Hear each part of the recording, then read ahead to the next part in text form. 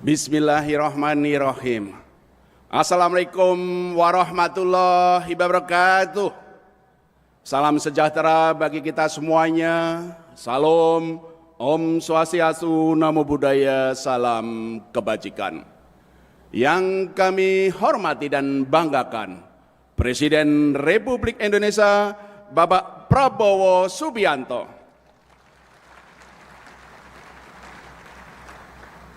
Yang kami hormati pimpinan dan anggota MPR, DPR, dan DPD RI, pimpinan lembaga negara, para duta besar dan perwakilan negara sahabat, para menteri, Kabinet Merah Putih, pendahulu kami dan rekan Dewan Gubernur Bank Indonesia, Dewan Komisioner OJK dan LPS, para gubernur, wali kota, dan bupati kepala daerah, pimpinan perbankan, korporasi, media nasional, undangan yang berbahagia. Selamat datang. Selamat datang di pertemuan tahunan Bank Indonesia tahun 2025. Mari bersyukur kehadirat Allah, Tuhan yang Maha Kuasa, atas rahmat-Nya dapat bersilaturahmi dalam acara ini. Kami haturkan terima kasih kepada Bapak Presiden yang berkenan hadir beserta para undangan, sekaligus memberi arahan. Perkenalah kami menyampaikan prospek ekonomi dan arah kebijakan Bank Indonesia tahun 2026 yang kami rangkum dalam tema tangguh dan mandiri, sinergi mendorong pertumbuhan ekonomi lebih tinggi dan berdaya tahan.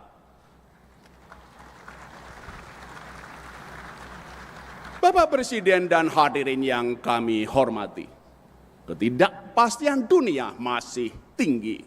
Kebijakan proteksionis Amerika Serikat membawa perubahan besar pada lanskap perekonomian dunia.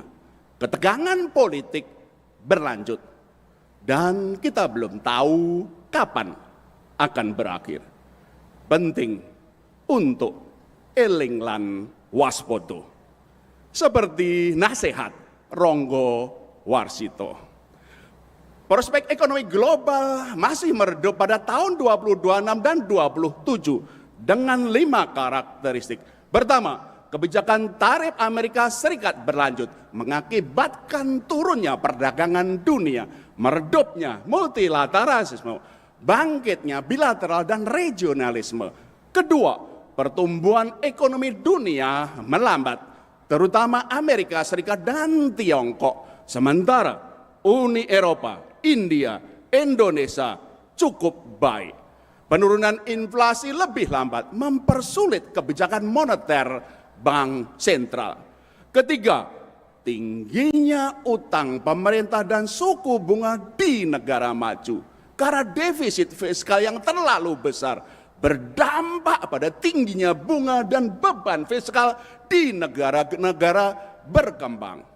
Keempat, tingginya kerentanan dan risiko sistem keuangan dunia karena transaksi produk derivatif yang berlibat, terutama hedge fund dengan mesin trading, berdampak pada pelarian modal dan tekanan nilai tukar di emerging market.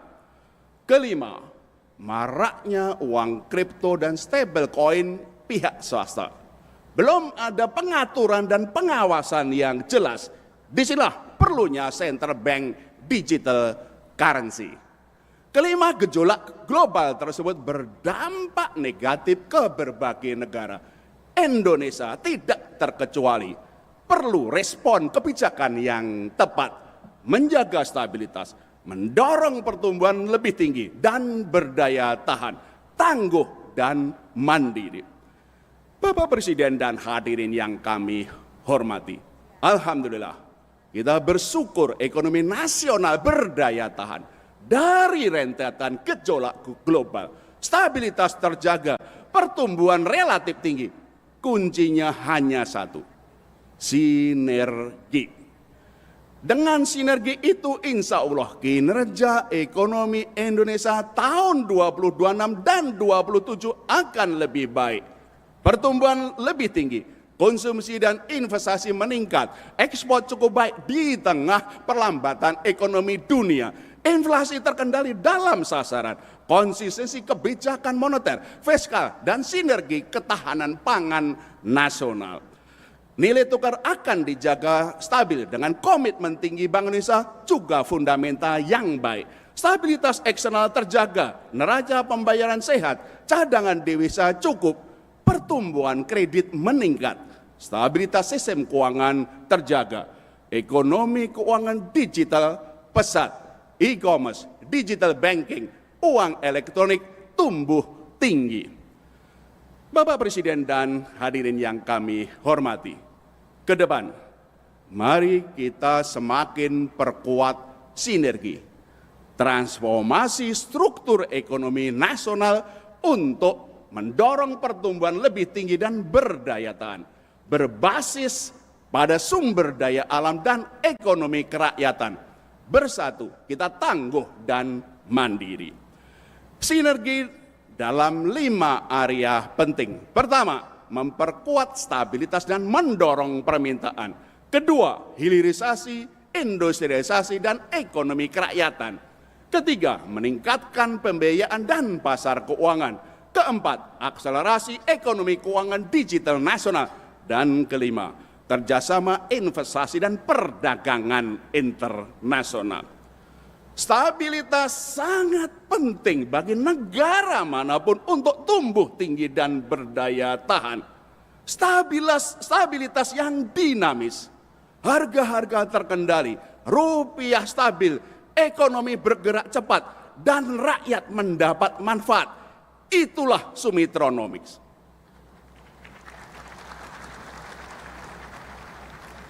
Sinergi fiskal moneter semakin diperkuat dalam menjaga stabilitas, stimulus mendorong permintaan, penerbitan SBN oleh pemerintah, pembelian SBN oleh Bank Indonesia di pasar sekunder, juga pengelolaan DHE SDA.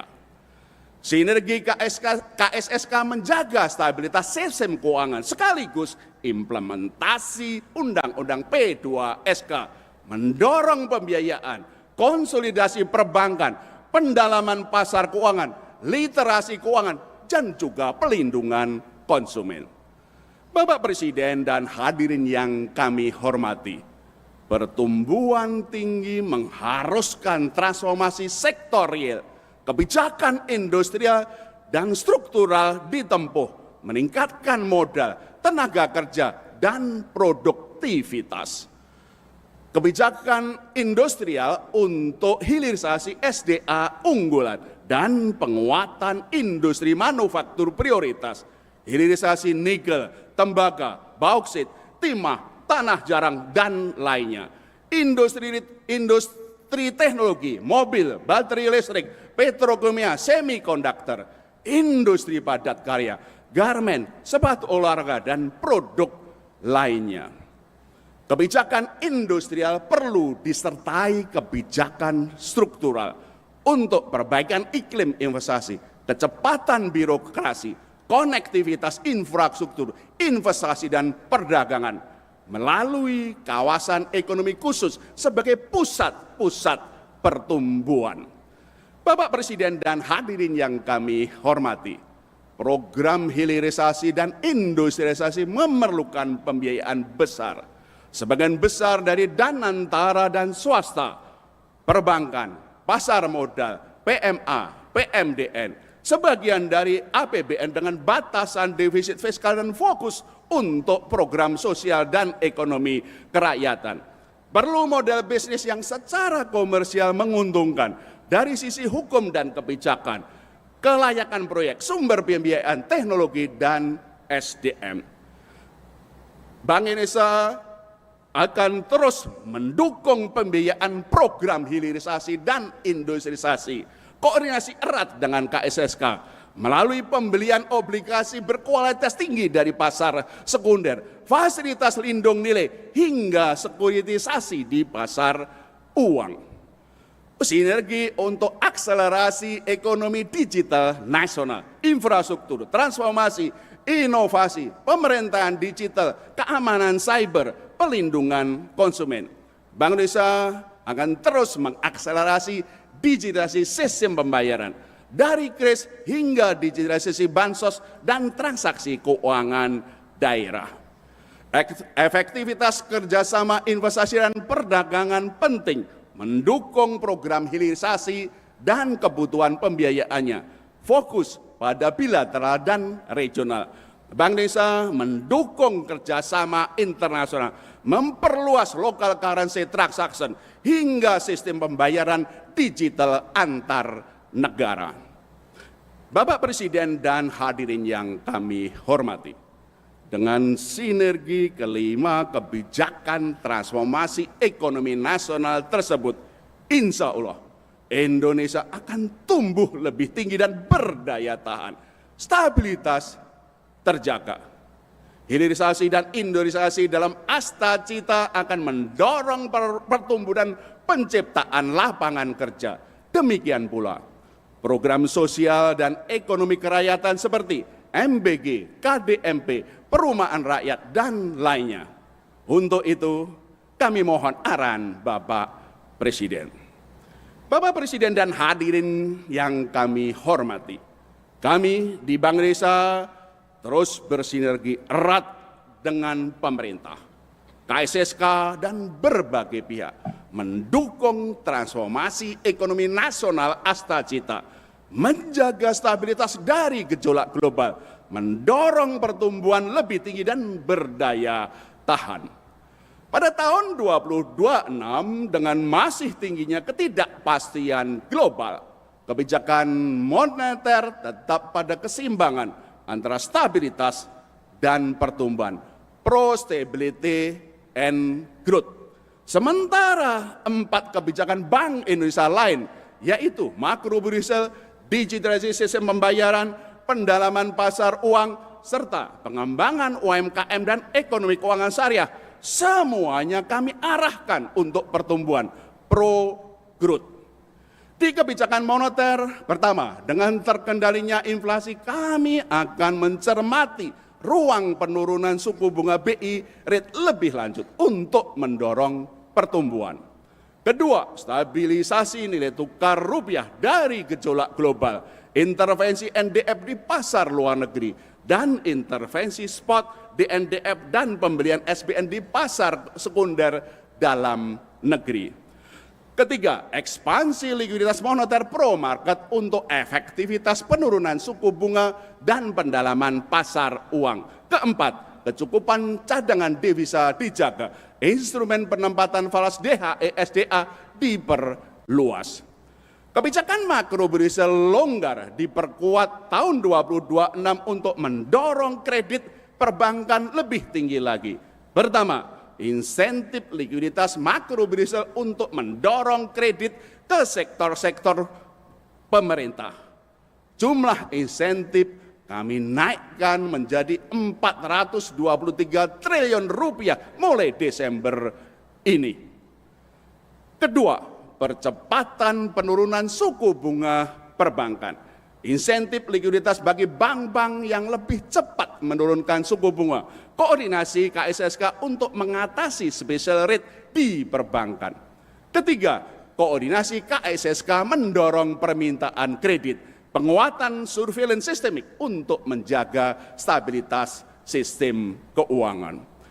Di sistem pembayaran, digitalisasi terus diakselerasi sesuai blueprint sistem pembayaran Indonesia 2030, mendorong ekonomi keuangan digital nasional dengan semboyan satu nusa, satu bangsa, satu bahasa. Pertama, infrastruktur New BI Fast yang interkoneksi dengan fast payment industri, modernisasi BI RTGS, pusat data transaksi pembayaran. Kedua, konsolidasi industri dengan klasifikasi perusahaan sistem pembayaran utama dan non-utama. Ketiga, inovasi kris dengan target 60 juta pengguna dan 45 juta pengguna yang sebagian besar adalah UMKM. Pengembangan pusat inovasi digital nasional berkolaborasi dengan ASPI. Keempat, perluasan kerjasama KRIS. Setelah sukses dengan ASEAN, Jepang, dan Tiongkok, kami merintis kerjasama KRIS cross border dengan Korea Selatan, India, dan Saudi Arabia. Kelima, eksperimen penerbitan digital rupiah sebagai satu-satunya alat pembayaran digital yang sah di Indonesia. Bapak Presiden dan hadirin yang kami hormati, pendalaman pasar uang dan pasar falas terus kami akselerasi sesuai blueprint pendalaman pasar uang 2030 untuk mendukung pembiayaan perekonomian nasional dengan sasaran transaksi pasar uang naik ke 81 triliun rupiah per hari pada 2030. Transaksi pasar falas naik ke 18 miliar dolar per hari pada tahun 2030. Pertama, peningkatan transaksi repo dan DNDF, pembentukan struktur suku bunga yang efisien di pasar, primary dealer terus didorong. Kedua, penguatan pelaku pasar bersama Afufindo, pengembangan infrastruktur pasar uang dan Bank Indonesia terintegrasi dengan teknologi terkini. Ketiga, sinergi pembiayaan ekonomi dengan pemerintah, KSSK, Danantara, dan asosiasi industri. Bapak Presiden dan hadirin yang kami hormati, di bidang kelembagaan, transformasi kebijakan, organisasi, digitalisasi, dan SDM, kami terus tingkatkan.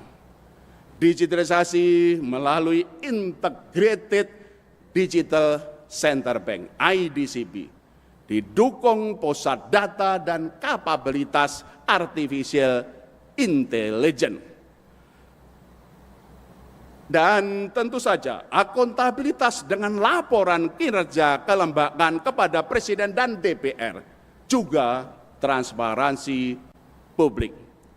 Alhamdulillah, dengan transformasi tanpa henti, pada tahun 2025 Bank Indonesia mendapatkan 10 penghargaan internasional.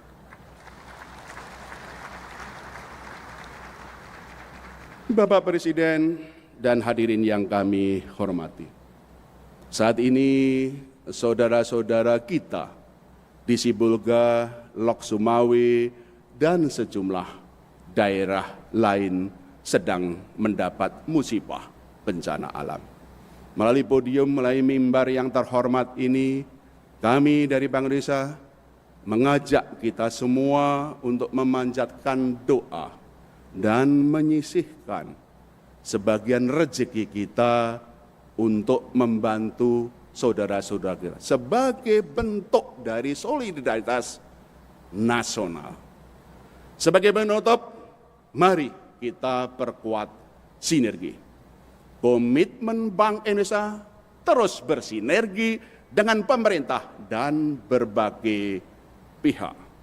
Dengan sinergi, insya Allah pertumbuhan lebih tinggi dan berdaya tahan.